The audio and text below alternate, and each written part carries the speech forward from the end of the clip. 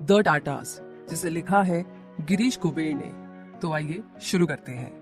Tata group एक Indian global business group है और ये बात हम प्राउड से बोल सकते हैं। लेकिन टाटा ग्रुप की इस अमेजिंग सक्सेस का राज क्या है? कैसे उनका सफर शुरू हुआ? टाटा कल्चर एग्जैक्टली क्या है? नाम, पावर, पैसा और सक्सेस। टाटा के पास सब कुछ है, लेकिन ऐसा क्या है जो उन्हें दुनिया के बाकी बिलियनियर से अलग बनाता है? तो आपके इन्हीं सारे सवालों के जवाब और बाकी और भी बहुत सी बातें आप इस किताब में पढ़ेंगे।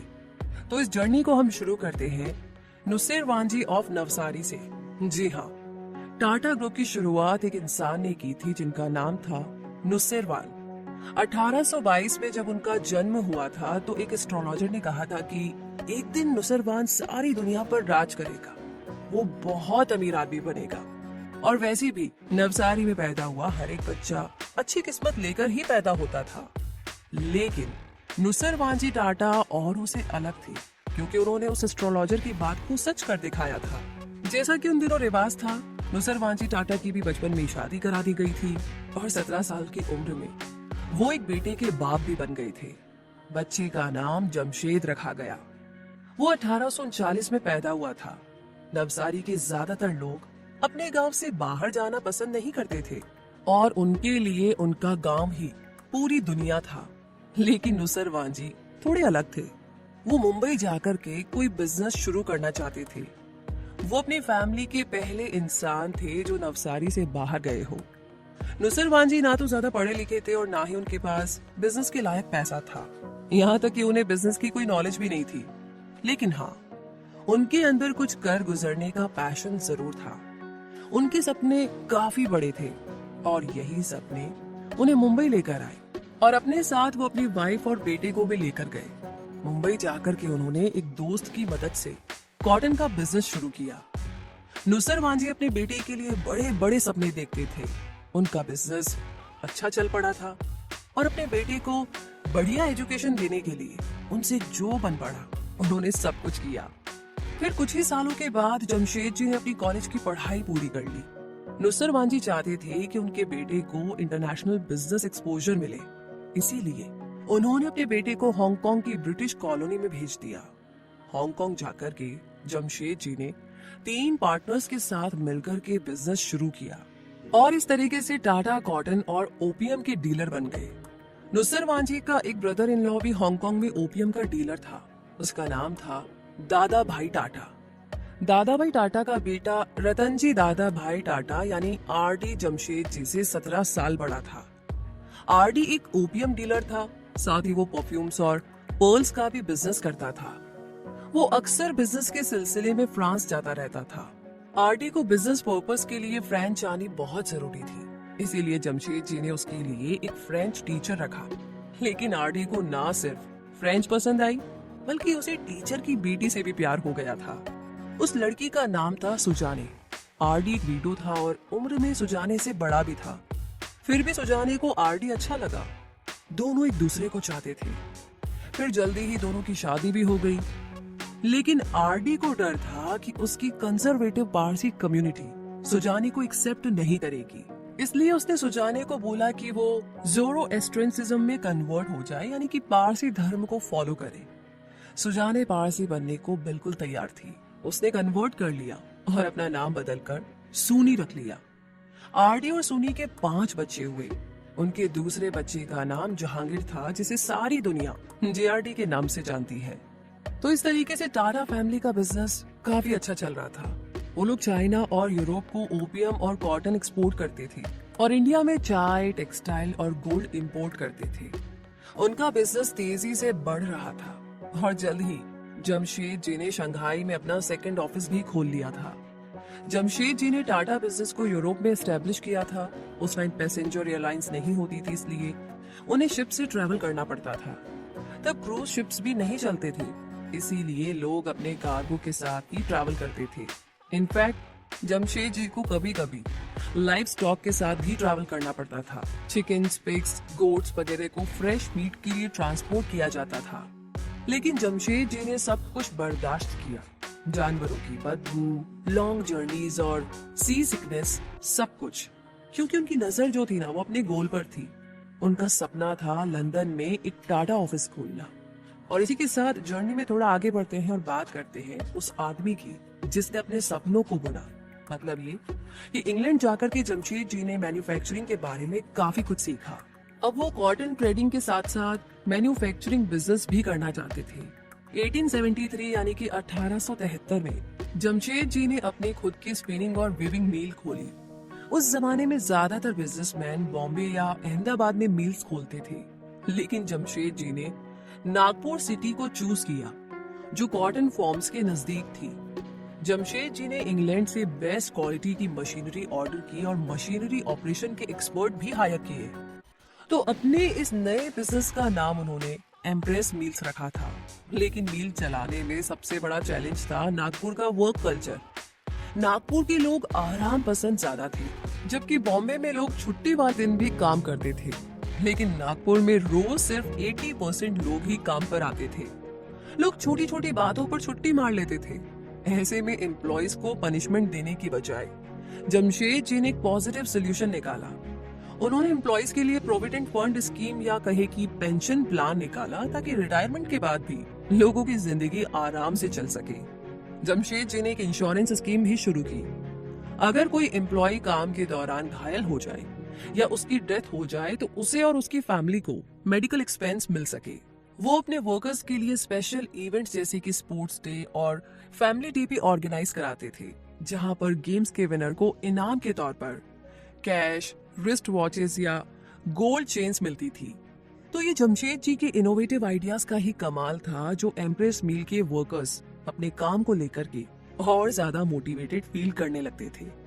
और उनके वर्क एथिक्स में भी काफी सारे चेंजेस आए थे। इस तरह के पेंशन प्लान और इंश्योरेंस बहुत इंपॉर्टेंट थे। और उस टाइम में तो इंग्लैंड में भी वर्कर्स को इस तरह की फैसिलिटी नहीं दी जा रही थी। जमशेद जी के इस इनिशिएटिव से ना सिर्फ उनके गुडविल नेचर का पता चलता है, बल्कि ये भी जाहिर होता है कि वो बहुत दूर की सोचते थे। और टाटा कल्चर में हमेशा इन्हीं छोटी छोटी बातों का ध्यान रखा जाता है। एम्प्रेस मील टाटा ग्रुप की फाउंडेशन बनी। ये मील पूरे 100 सालों तक चली। एक सक्सेसफुल बिजनेसमैन के तौर पर जमशेद जी की हमेशा तारीफ होती रही। लेकिन वो कभी भी सारा क्रेडिट खुद नहीं लेते थे, बल्कि अपने एम्प्लॉयज के साथ शेयर करते थे। तो इसी बहुत ही अमेजिंग बात के साथ इस जर्नी में आगे बात करते हैं बैप्टिज्म बाय फायर, यानी कि जेआरडी फ्रांस में पला बढ़ा था। ये 1925 की बात है, जब उसने टाटा स्टील में काम करना शुरू किया। उन दिनों बॉम्बे हाउस नया नया बना था। उसके फादर आरडी ने उसे जॉन पीटरसन से इंट्रोड्यूस कराया, जो टाटा स्टील का मैनेजिंग डायरेक्टर था। पीटरसन जेआरडी का मेंटोर बन गया। कुछ महीनों बाद जेआरडी को जमशेदपुर भेजा गया, जिसे इंडियन इंडस्ट्री का मक्का कहा जाता है। टाटा की पहले से वहां पर एक फैक्ट्री थी। जेआरडी को हर डिपार्टमेंट में एक दिन बिताना पड़ता था और देखना था कि वहां पर कैसे काम होता है। जब गर्मियां आई तो आरडी बाकी फैमिली के साथ फ्रांस चले गए। वो लोग गर्मी की छुट्टियों में फ्रांस के अपने हॉलिडे होम जाते थे, लेकिन जेआरडी को उनके फादर ने ट्रेनिंग के लिए जमशेदपुर में रहने को बोला। आरडी उस वक्त तक 70 साल के हो चुके थे। एक रात उनकी सबसे बड़ी बेटी ने उन्हें डांस करने को बोला, तो आरडी उठ करके डांस करने लगे। लेकिन अचानक थोड़ी देर बाद ही थक कर के बैठ गए। उन्हें सीने में हल्का सा दर्द उठा और वो गिर गए। उन्हें सीवियर हार्ट अटैक आया था। आरडी की उसी वक्त डेथ हो गई थी। डॉक्टर को बुलाने तक का मौका नहीं मिला। आरडी, जिन्होंने जमशेद जी के साथ टाटा बिजनेस खड़ा किया था, अब इस दुनिया से जा चुके थे। जेआरडी के लिए ये एक शॉकिंग न्यूज थी। अपने 4 भाई बहनों की रिस्पॉन्सिबिलिटी अब उनके कंधों पर थी। एक और बड़ा चैलेंज उनके सामने ये था कि आरडी की कंपनीज डूब रही थी और उन पर काफी कर्ज था। जेआरडी को अपनी कुछ प्रॉपर्टीज बेचनी पड़ी। उन्होंने सुनीता हाउस, पुणे वाला बंगला और फ्रांस का हॉलिडे होम बेच दिया। जेआरडी और उनके भाई बहन ताज महल होटल में जाकर रहने लगे। फैमिली बिजनेस चलाने के लिए जेआरडी ने अपनी फ्रेंच सिटीजनशिप छोड़ दी, क्योंकि फ्रेंच उनकी नेटिव लैंग्वेज थी। 1973 यानी कि 1973 में बोर्ड मेंबर्स ने जेआरडी को टाटा एम्पायर का लीडर डिक्लेयर कर दिया। और इसी के साथ इस जर्नी में हम थोड़ा और आगे बढ़ते हैं और अब बात करते हैं एक मोटर कार के बर्थ के बारे में, एक मोटर कार के जन्म के बारे में। जी हाँ, रोल्स रॉयस इंग्लैंड की है, मर्सिडीज बैंड जर्मन कार है और फोर्ड अमेरिकन, टोयोटा जापान की है और वोल्वो स्वीडन की। उन दिनों कोई भी कार इंडिया में नहीं बनती थी, तो टेल्को ने ट्रक्स बनाने शुरू किए और इसी से रतन टाटा ने टाटा सिएरा और टाटा एस्टेट 2 गाड़ियां निकाली। लेकिन ये मॉडल्स इतने महंगे थे कि सिर्फ अमीर और फेमस लोग ही खरीद सकते थे। तब रतन टाटा को एक 100% इंडियन फैमिली कार बनाने का ख्याल आया। 1993 यानी कि 1993 में उन्होंने एक ऑटोमोबाइल पार्ट्स मेकर की मीटिंग में पब्लिकली अपना प्लान अनाउंस किया। उन्होंने लोकल मैन्युफैक्चरर्स को इस प्रोजेक्ट में पार्ट लेने के लिए एनकरेज किया। रतन टाटा का अगला स्टेप था टेल्को में एक इंजीनियरिंग टीम को क्रिएट करना, मगर कई लोगों को शक था, डाउट था कि ये प्लान सक्सेसफुल होगा भी या नहीं। तो सबसे पहले इसके लिए बहुत ज्यादा पैसे की जरूरत थी, और दूसरी बात, लोगों को लगता था कि इंडिया में फैमिली कार की कोई मार्केट है ही नहीं। और तीसरी बात, क्या वाकई में कोई कार 100% इंडियन हो सकती है? लेकिन रतन टाटा एक विजनरी थे। वो ऐसी कार चाहते थे जिसमें 5 लोगों के बैठने लायक जगह हो, क्योंकि आम इंडियन फैमिली काफी ट्रैवल करती है, तो सामान की भी अच्छे से जगह होनी चाहिए, और इसके साथ ही गाड़ी इतनी स्ट्रॉन्ग हो कि इंडियन सड़कों पर सरवाइव कर सके। तो रतन टाटा अपने काम में जुट गए। उन्होंने बेस्ट इंजीनियर्स चूज किए और 120 करोड़ रुपए उन्होंने CAD यानी कंप्यूटर एडेड डिजाइन में इन्वेस्ट किए। वैसे ये काफी बड़ी इन्वेस्टमेंट थी, लेकिन उन्हें पता था कि कार के बढ़िया डिजाइन के लिए CAD कितने काम आ सकती है। तो डिजाइन फाइनल होने के बाद अगला जो स्टेप था वो था प्रोटोटाइप को रिप्रोड्यूस करना। रतन ने टेल्को फैक्ट्री के अंदर 6 एकड़ की जगह अलॉट कर दी। कई लोगों ने इस बात पर ना उनका मजाक भी उड़ाया कि रतन टाटा का एक पूरी तरह से इंडिजीनियस कार बनाने का सपना क्या वाकई में सच में पूरा होगा। लेकिन वो रतन टाटा थे, उनकी सोच भी बहुत बड़ी थी और सपने भी। उन्हें अच्छे से समझ में आ गया था कि लोकल कार की डिमांड तो रहेगी ही, और इसके लिए फैक्ट्री में एक काफी बड़ी जगह और टॉप क्वालिटी की मशीनरी की जरूरत पड़ेगी। तभी कहीं से रतन को निसान ऑस्ट्रेलिया की एक कंप्लीट लेकिन अनयूज्ड असेंबली लाइन के बारे में पता चला। तो जापानीज कार मैन्युफैक्चरर इन्वेस्टमेंट के तौर पर रिटर्न पाने की बात से ही खुश हो गया था। रतन को ये सारी मशीनरी काफी लो प्राइस यानी कि 100 करोड़ में मिल गई। लेकिन अभी एक चैलेंज और बाकी था। उन्हें ये सारा असेंबली मटेरियल ऑस्ट्रेलिया से इंडिया ट्रांसपोर्ट करना था, और ये काम बहुत मुश्किल था, क्योंकि पहली बात तो उनके इंजीनियर्स को ये सारे पार्ट्स बहुत ही ध्यान से डिसमेंटल करने होंगे और लेबल्स के लेआउट को बहुत ही केयरफुली स्टडी करना होगा ताकि उन्हें सीक्वेंस में असेंबल कर सके। फिर हर एक पीस को अच्छे से पैक करके इंडिया भेजना था। असेंबली लाइन का टोटल वेट करीब 14,800 था, जिसके लिए 650 कंटेनर्स लगे थे। तो ये सारी मशीनरी ऑस्ट्रेलिया से इंडिया लाने में उन्हें करीब 6 महीने लगे। फाइनली असेंबली लाइन को टेल्को फैक्ट्री में सेट किया गया। तो ये 500 मीटर लंबा था और 450 रोबोट्स इस पर काम कर रहे थे। रतन टाटा पर्सनली विजिट करने आए।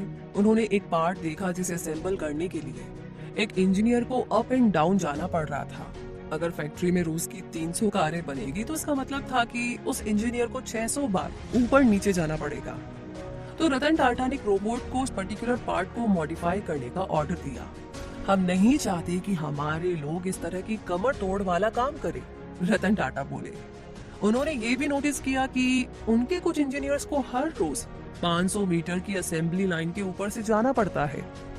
तो उन्होंने उन लोगों के लिए साइकिल्स ऑर्डर कर दी ताकि आने जाने में उनकी एनर्जी वेस्ट ना हो।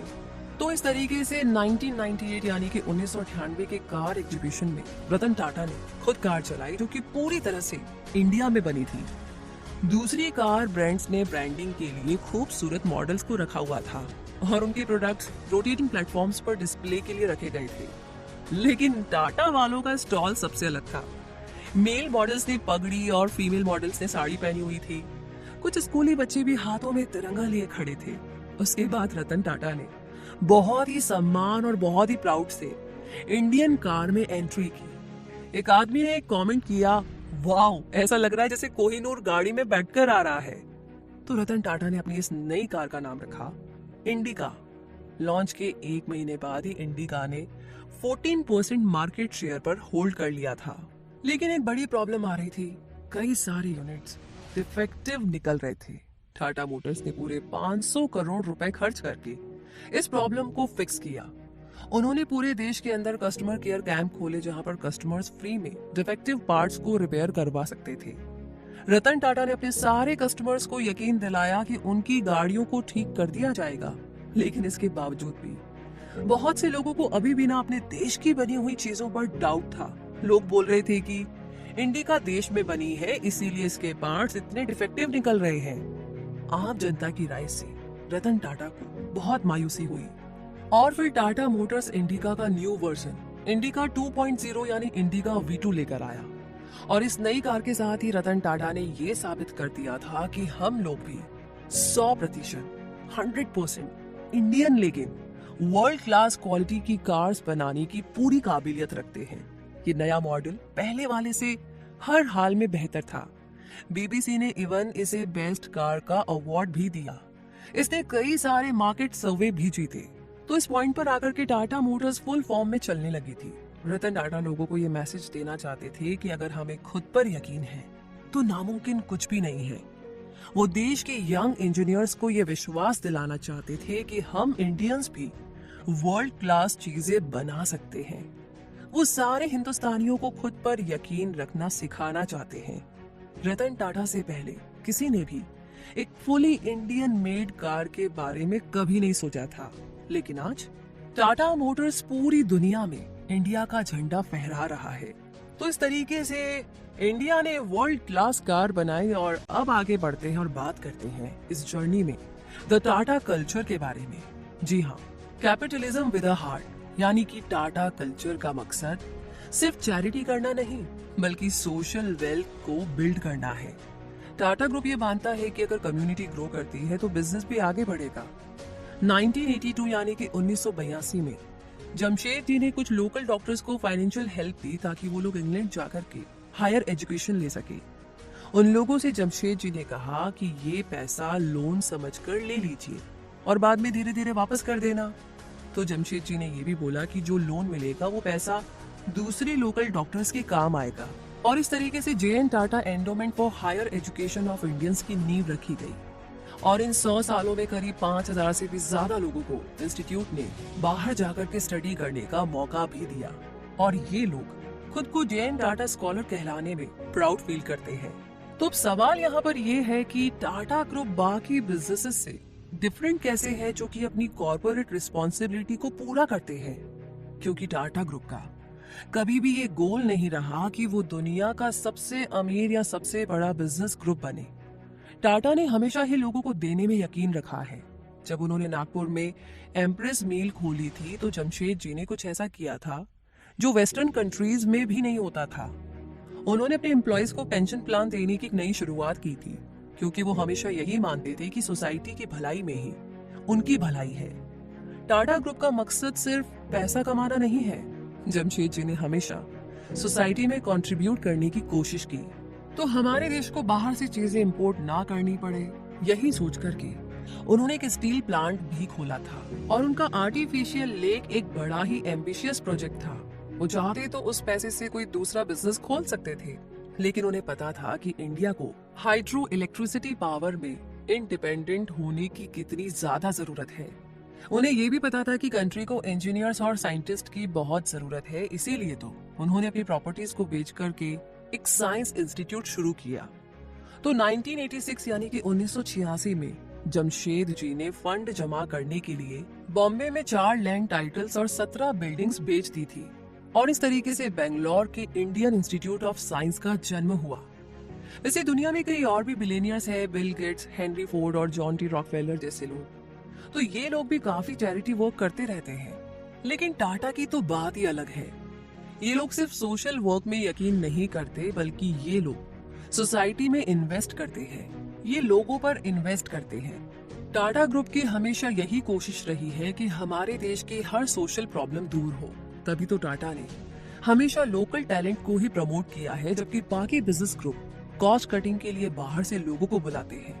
लेकिन टाटा का मानना है कि हमें लोकल टैलेंट को बढ़ावा देना ही चाहिए और हमारी यंग जनरेशन की स्किल्स डेवलप करके ही हम उन्हें एम्पावर कर सकते हैं। और इसका बेस्ट एग्जाम्पल है अगली कहानी। तमिलनाडु के होसूर में गरीब लोगों की तादाद काफी ज्यादा थी। ये लोग सबसिस्टेंस एग्रीकल्चर पर गुजारा करते हैं। इन लोगों के पास ना तो कोई खास स्किल है और ना ही पैसा कमाने का कोई जरिया। तो टाटा ने 1987 यानी कि 1987 में होसूर में एक प्लांट खोला। टाटा चाहता तो इजीली बेंगलोर में स्किल्ड वर्कर्स हायर कर लेता, लेकिन उन्होंने ऐसा नहीं किया। टाटा ग्रुप ने होसूर के 400 लोकल स्टूडेंट्स को सिलेक्ट किया जो कि 12वीं पास थे। इन 400 स्टूडेंट्स को बेंगलोर में ट्रेनिंग के लिए भेजा गया। इनमें से कई तो ऐसे थे जो फर्स्ट टाइम किसी सिटी में जा रहे थे। तो इन लोगों को ट्रेनिंग देकर के स्किल्ड बनाया गया और फिर होसूर फैक्ट्री में इन्हें काम पर रख लिया गया। वैसे शुरू में इन यंगस्टर्स को मालूम ही नहीं था कि इन्हें करना क्या है या फिर ये टाटा कौन है, लेकिन होसूर प्लांट का आइडिया काफी सक्सेसफुल रहा। यहाँ पर स्टूडेंट्स आते हैं और वर्ल्ड क्लास वॉचेस बनाना सीखते हैं जो कि टाटा का टाइटन वॉच ब्रांड है। तो इसी के साथ आगे बढ़ते हैं जर्नी में और बात करते हैं the search for a successor. जी हाँ, मतलब ये कि टाटा ग्रुप के तीनों चेयरमैन काफी इन्फ्लुएंशियल तो है, एक दूसरे से काफी अलग भी है। जमशेद जी टिपिकल पारसी थे, शक्लो सूरत से भी और तौर तरीकों से भी, और वो दाढ़ी भी रखते थे जैसा कि उस टाइम पर पारसी मर्दों में कस्टम था। जेआरडी टाटा थोड़े डिफरेंट थे। वो एकदम फॉरेनर लगते थे और हमेशा सूट पहनते थे। वो क्लीन शेव रहते थे, इसलिए थोड़ा फ्रेंडली जेस्चर भी देते थे। और रतन टाटा एक इंट्रोवर्ट है। वो काफी रिजर्व नेचर के हैं लेकिन जेंटल और हम्बल है। तो तीनों का लीडरशिप स्टाइल भी एक दूसरे से काफी अलग है। जमशेद जी देश की आजादी से कोई 1 सेंचुरी पहले पैदा हुए थे और उन्होंने जो सपना देखा था वो उनके जाने के बाद पूरा हो पाया था। जेआरडी हमेशा सोसाइटी के वेलफेयर की बात सोचते थे। उनका मानना था कि लोगों पर इन्वेस्ट करो तो कंपनी आपकी ग्रो करेगी। वो समाज के छोटे बड़े हर क्लास को साथ लेकर चलने में यकीन रखते थे। रतन टाटा व्यवस्थित है, स्थिर है। इतने बड़े टाटा ग्रुप की सारी कंपनीज को एक साथ एक कल्चर में रखना, ये उन्हीं का कमाल है। जब अपना सक्सेसर चुनने की बात आई तो रतन टाटा अपनी तरह एक स्थिर और व्यवस्थित और मेहनती आदमी चाहते थे। 1991 में यानी कि 1991 में वो 54 साल के थे जब वो टाटा ग्रुप के चेयरमैन बने। टाटा ग्रुप में एक जनरल रूल है कि कोई भी चेयरमैन 75 यानी कि 75 की एज के बाद पोस्ट पर नहीं रहेगा। तो इसलिए रतन टाटा ने 73 यानी कि 73 इयर्स की उम्र से ही अपना सक्सेसर ढूंढना शुरू कर दिया था। उन्होंने 5 मेंबर्स की एक सेलेक्टिंग कमेटी बनाई जिसमें वो खुद भी शामिल थे। इस कमेटी के सारे मेंबर्स काफी सीक्रेटिव है। ये लोग कभी भी मीडिया से बात नहीं करते। हालांकि प्रेस के लोग अंदाजा लगाने में बड़े माहिर होते हैं और पॉसिबल सक्सेसर का नाम पता सामने आ ही जाता है। लेकिन बात जब सक्सेसर की आई तो रतन टाटा के अपने कुछ स्टैंडर्ड थे। टाटा ग्रुप काफी बड़ा और डाइवर्स ग्रुप है जिसे कोई विजनरी, डेडिकेटेड और कमिटेड इंसान ही आगे ले जा सकता है। कोई ऐसा जो एरोगेंट और इगोइस्टिक ना हो। ये बात तो कंफर्म है कि सक्सेसर इंडियन ही होगा, क्योंकि टाटा की जो फिलॉसफी है, उनकी जो आइडेंटिटी है वो एकदम इंडियन है और टाटा को इस पर पूरा प्राउड भी है। ग्रुप को कोई ऐसा चाहिए जो 20 से 30 सालों तक काम कर सके और एक इंसान है जिसमें ये सारी क्वालिटीज है और वो है साइरस पलोंजी मिस्त्री। टाटा ग्रुप का 18% साइरस की फैमिली का है। जैगुआर लैंड रोवर और करूस स्टील कंपनी को टाटा के अंडर में लाने के पीछे साइरस ही मेन डिसीजन मेकर है। साइरस पलोंजी 43 साल के हैं, यानी कि वो ग्रुप को 20 से 30 साल और चला सकते हैं। रतन टाटा की ही तरह वो भी काफी माइल्ड नेचर के हैं और उन्हीं की तरह इंट्रोवर्ट भी। उन्हें भी पार्टी वगैरह में जाना ज्यादा पसंद नहीं है। सितंबर 2011 में कमेटी ने साइरस पलोंजी मिस्त्री को अपना सक्सेसर चुना। साइरस बॉम्बे की पारसी फैमिली से है। वो पलोंजी मिस्त्री के बेटे हैं जो एक कंस्ट्रक्शन मैग्नेट और एक बिलियनियर है। साइरस की मदर आयरलैंड से है और मिस्त्री फैमिली 100 सालों से भी ज्यादा टाटा ग्रुप का एक हिस्सा रही है। अफवाहों का दौर जल्द ही खत्म हो गया जब टाटा ग्रुप के नेक्स्ट चेयरमैन के तौर पर साइरस का नाम अनाउंस किया गया। हालांकि लोगों ने साइरस की क्रेडिबिलिटी पर काफी सारे सवाल उठाए। खुद रतन टाटा पर लोगों को शक हुआ, डाउट हुआ जब उन्होंने जेआरडी की जगह ली थी, लेकिन उन्होंने एक स्ट्रॉन्ग लीडर बनकर के खुद को साबित कर दिखाया था। और अब साइरस पलौंजी का टाइम है कि वो खुद को साबित करे। इसी के साथ इस जर्नी में अब आगे बात करते हैं the storm and a new beginning. जी हाँ, टाटा ग्रुप अपनी दूर की सोच और लॉन्ग टर्म थिंकिंग के लिए जाना जाता है। टाटा ग्रुप के डिसीजन कभी भी पिछले साल के स्टैटिक्स पर बेस्ड नहीं होते। टाटा की फाउंडेशन हमेशा इंटेग्रिटी की रही है और वैसे साइरस पलौंजी मिस्त्री थोड़ी डिफरेंट अप्रोच रखते हैं। वो परफॉर्मेंस को नंबर से मेजर करते हैं।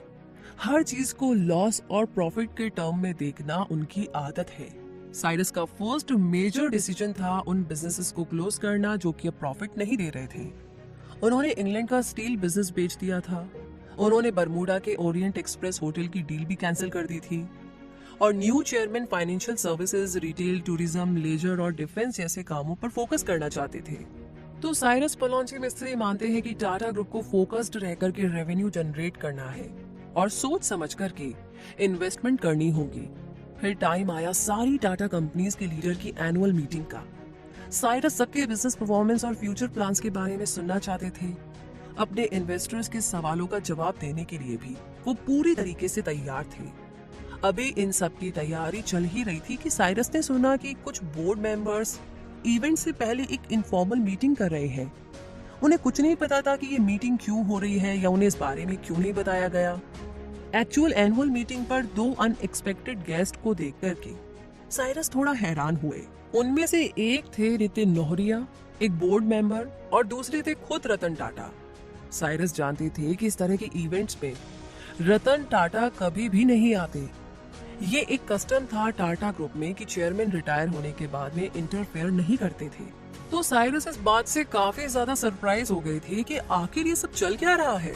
जल्दी ही नितिन नोहरिया ने एक अनाउंसमेंट की। बोर्ड मेंबर्स चाहते थे कि साइरस मिस्त्री रिजाइन कर ले। पहले वाली मीटिंग का एजेंडा था उन्हें पोस्ट से रिमूव करना। रतन टाटा ने सिर्फ इतना बोला, सॉरी साइरस, ये सब कुछ नहीं होना चाहिए था। मीटिंग में साइरस को बताया गया कि सारे बोर्ड मेंबर्स की मर्जी के बाद ही ये डिसीजन लिया गया है, क्योंकि साइरस पर अब उन्हें कॉन्फिडेंस नहीं रहा है।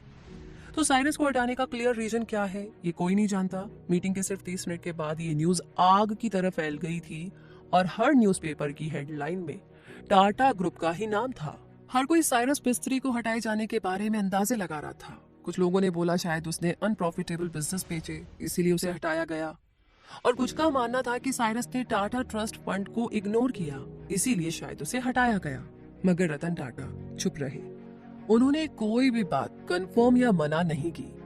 ये माना जाता था कि हर न्यू चेयरमैन 20 से 30 सालों तक लीड करेगा, लेकिन साइरस सिर्फ 4 साल ही पोस्ट पर रहे।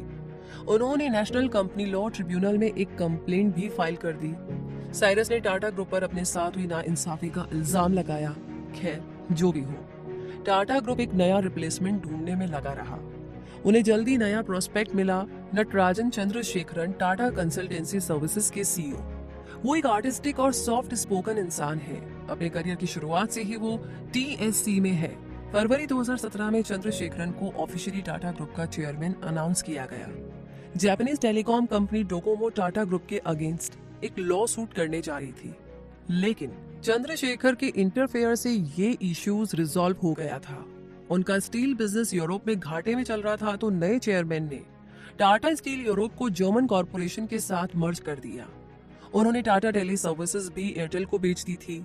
दिसंबर 2017 तक टाटा ग्रुप एक बार फिर से स्टेबल हो गया था। नटराजन चंद्रशेखरन अब टाटा ग्रुप को और आगे लेकर जाएंगे, यही उनसे उम्मीद है। तो अब अंत टाइम आ गया है इस किताब के कंक्लूजन का। और बात ऐसी है कि आपने टाटा ग्रुप के बारे में पढ़ा, आपने इस किताब में जमशेद जी, जेआरडी और रतन टाटा के बारे में भी पढ़ा। आपने इस किताब में एम्प्रेस मील्स और इंडिका के बारे में भी पढ़ा। आपने यहाँ पर टाटा कल्चर की इंटेग्रिटी, गुडविल और सोशल वेल्थ के बारे में भी पढ़ा। टाटा बिजनेस को लेकर के काफी इंटेलिजेंट और दूर की सोचने वाले लोग हैं, मगर वो अपनी एबिलिटी का यूज देश को हेल्प करने के लिए भी करते हैं। वो मानते हैं कि कम्युनिटी को मदद करना बहुत जरूरी है और लोगों की भलाई में ही कंपनी की भलाई छुपी है। शायद यही उनकी सक्सेस का बहुत ही बड़ा और बहुत ही प्यारा सीक्रेट है। जितनी बड़ी टाटा कंपनी है, उनका पर्पस उनसे काफी बड़ा है।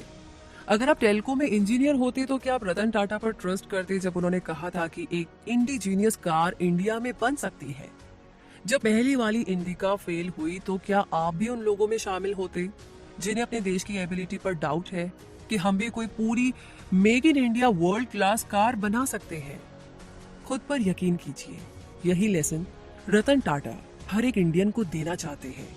इंडिया में मल्टी बिलियन डॉलर कंपनीज भी है, जैसे फ्लिपकार्ट, पेटीएम और भी सारी कंपनियां हैं। और जहां तक बात है माइक्रोसॉफ्ट की, तो वहां पर एक इंडियन सीईओ भी है। तो कौन कहता है कि इंडिया नई ऊंचाइयों को नहीं छू सकता? लेकिन सबसे पहले आपको खुद पर यकीन रखना होगा कि आप कुछ भी कर सकते हैं, चाहे जो भी आपका करियर हो। खुद पर विश्वास कीजिए कि आप कर सकते हैं। तो जब आप ये बिलीव करोगे कि इम्पॉसिबल कुछ भी नहीं है, तो आप एक ऐसी लाइफ जिएंगे जहां पर कोई लिमिट नहीं होगी। मतलब आपको पहले अपने ऊपर बिलीव करना होगा और फिर चीजें अपने आप आपको मिलती जाएगी। रास्ता खुद ब खुद बनता जाएगा। और मान कर रखिए कि जो आप सोच सकते हैं वो आप कर सकते हैं। सिंपल।